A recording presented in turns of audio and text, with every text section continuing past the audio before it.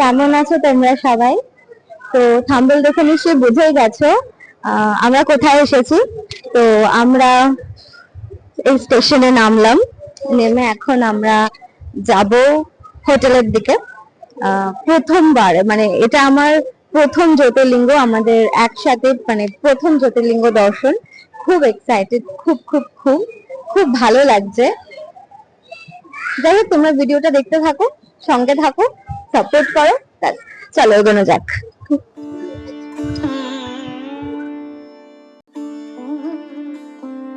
Good morning সবাইকে। সবাই আশা করি ভালো আছো। তো সকাল সকাল আজকে ব্লগটা শুরু করছি। এখন বাজে 7:15-20 মতো। রেডি হয়ে গিয়েছি, রেডি হয়েছি এবং এক্ষুনি বেরিয়ে পড়বো। প্যাকিং অল ডান, তো বেরোচ্ছি। তোমরা দেখতে থাকো ভিডিওটা, ব্যাস।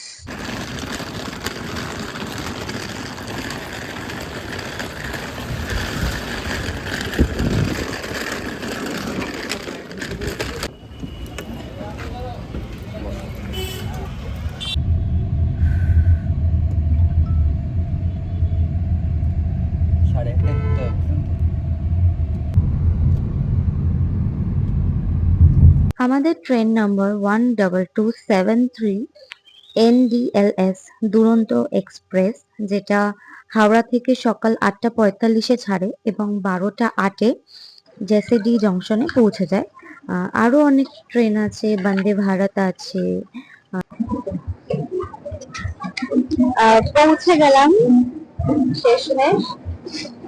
আমাদের ট্রেন দুরন্ত এক্সপ্রেস, যেটা ছেড়ে চলে যাচ্ছে। জাস্ট কথা হয়েছিল,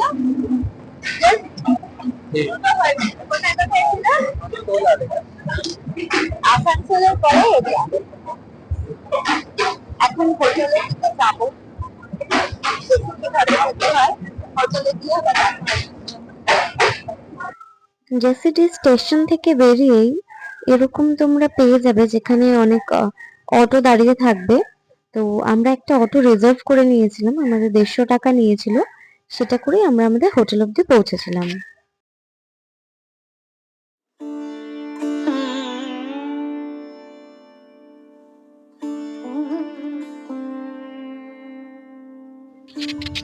অবশেষে পৌঁছে গেলাম আমরা আমাদের হোটেল, যেটা একদম টাওয়ার চকের সামনে ছিল, একদম সিটি স্টাইলের পাশে। তোমরা যারা গেছো জানো, বা যারা যাবে তাদের একটা ভালো গাইড হয়ে যাবে।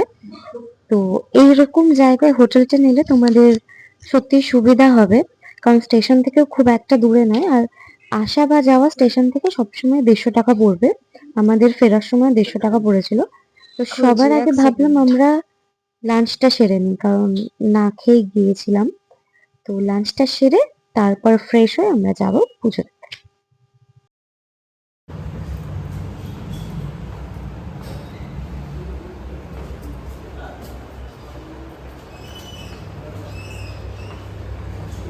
একদম পরিষ্কার পরিচ্ছন্ন হয়ে, সবুজ রঙের জামা পরে, যেহেতু বাবার প্রিয় রং সবুজ, দুজনেই সবুজ রঙের জামা পরে রেডি হয়ে পড়েছি মন্দিরে যাওয়ার জন্য।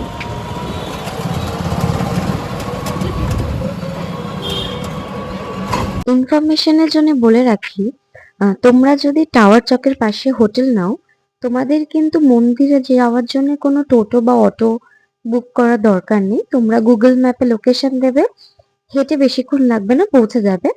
আমরা প্রথমবার বলে আমরা টোটো করে নিয়েছিলাম। মন্দিরে ওই সবই মন্দিরেরই একই, যে পান্ডারা একটু মানে জোরাজোরি করে, তাদের মধ্যে থেকে মানে যাকে তোমাদের সুটেবল মনে হবে তাকে বেছে নেবে। আমরা এনাকে বেছে নিয়েছিলাম, এনার নাম আমি ভুলে গিয়েছি। উনি আমাদের মন্দির প্রাঙ্গণের ভেতরে ঢুকিয়ে কোথা থেকে ডালা সংগ্রহ করতে হবে, কোথা থেকে ভিআইপি পাস সংগ্রহ করতে হবে, সবকিছু উনি দেখিয়ে দিয়েছিলেন। ইনফ্যাক্ট উনি আমাদের খুব সুন্দর একটা ছবিও তুলে দিয়েছিলেন। উনি বলেছিলেন যে মাথায় ঘোমটা দিয়ে ছবি তোলো, ভালো আসবে। বড়রা যা গাইড করে সেটা করা উচিত অবশ্যই। আর বৈদ্যনাথ ধামের সব থেকে সুন্দর ব্যাপার হলো এখানে বাবার জ্যোতির্লিঙ্গও আছে এবং মায়ের সতীপীঠও আছে।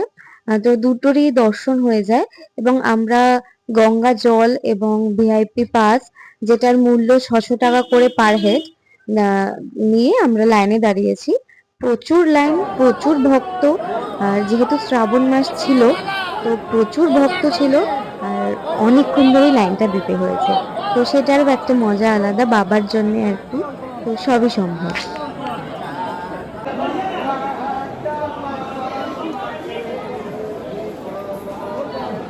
লাইন তো শেষই হচ্ছে না, একটার পর একটা স্টেপ শুধু বেড়েই যাচ্ছে। আর মানুষ যাতে অসুস্থ না হয়ে পড়ে তার জন্য এত সুন্দর ব্যবস্থা করা হয়েছে, চতুর্দিকে ফ্যান, এবং এখান থেকে জলের ছিটা দেওয়া হচ্ছে মানুষের মাথায়।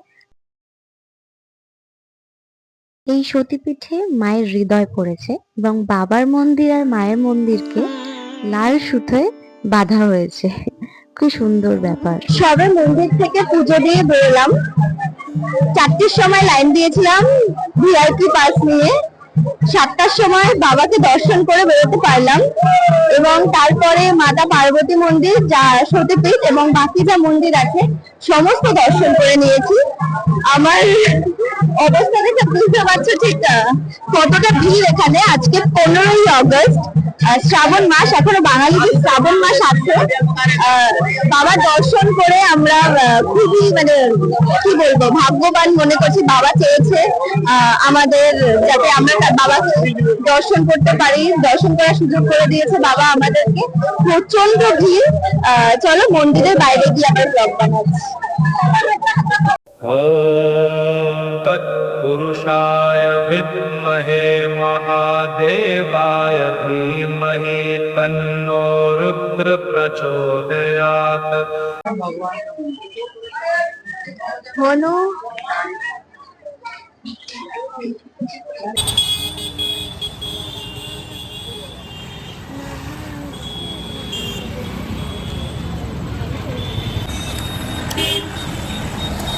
সবসময় ব্যস্ত।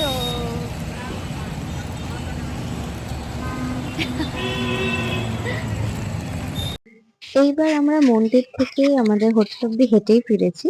আর ভাবলাম যখন হোটেলে ঢুকবো তার আগে ডিনারটা সেরেই ঢুকি।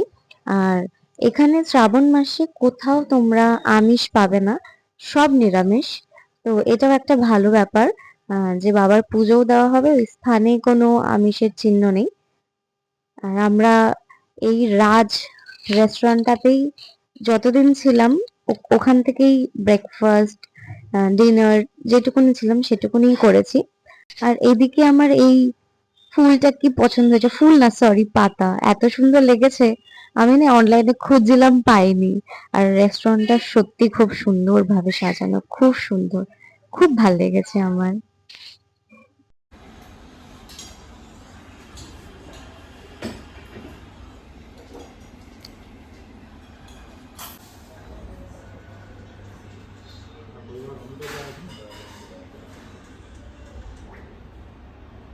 খুব টায়ার্ড, খুব।